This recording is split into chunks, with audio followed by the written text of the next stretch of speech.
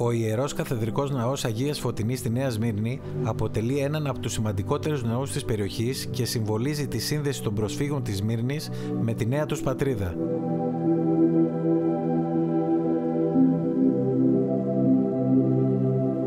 Οι πρόσφυγες που έφτασαν στην Ελλάδα μετά τη μικρασιατική καταστροφή αναζήτησαν τρόπους να διατηρήσουν την πνευματική και πολιτιστική τους κληρονομιά.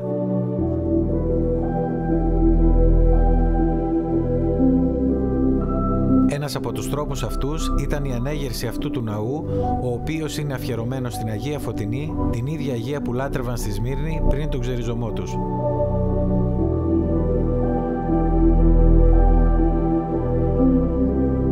Η κατασκευή του ξεκίνησε το 1931 και ολοκληρώθηκε το 1940, αντιπροσωπεύοντας την προσπάθεια διατήρησης της παράδοσης και της πίστης.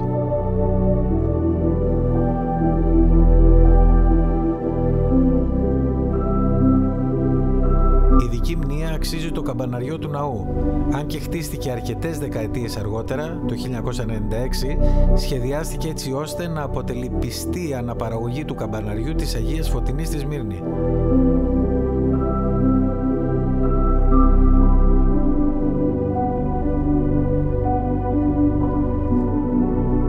Το καμπαναριό αυτό, με ύψος 33 μέτρων, είναι ένα από τα χαρακτηριστικότερα στοιχεία του ναού.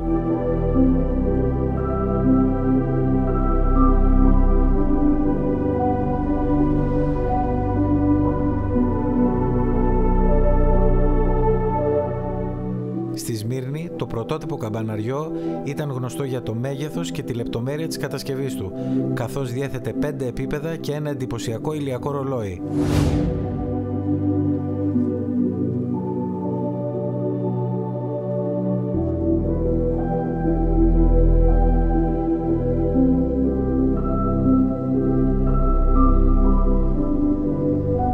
Η ανέγερση του νέου καμπαναριού στη Νέα Σμύρνη είχε ως στόχο να τιμήσει τη μνήμη της χαμένης πατρίδας και να προσφέρει στους πιστούς ένα σημείο σύνδεσης με την ιστορία τους.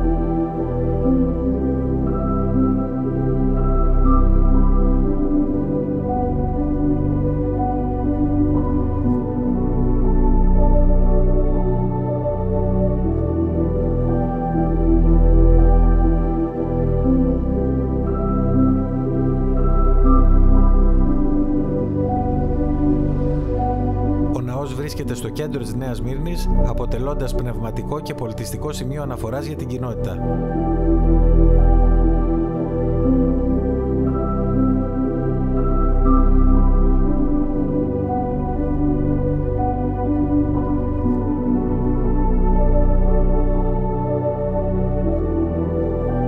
Ο Ιερός Καθεδρικός Ναός Αγίας Φωτεινής στη Νέα Σμύρνη σήμερα είναι πολύ περισσότερο από ένας χώρος λατρείας.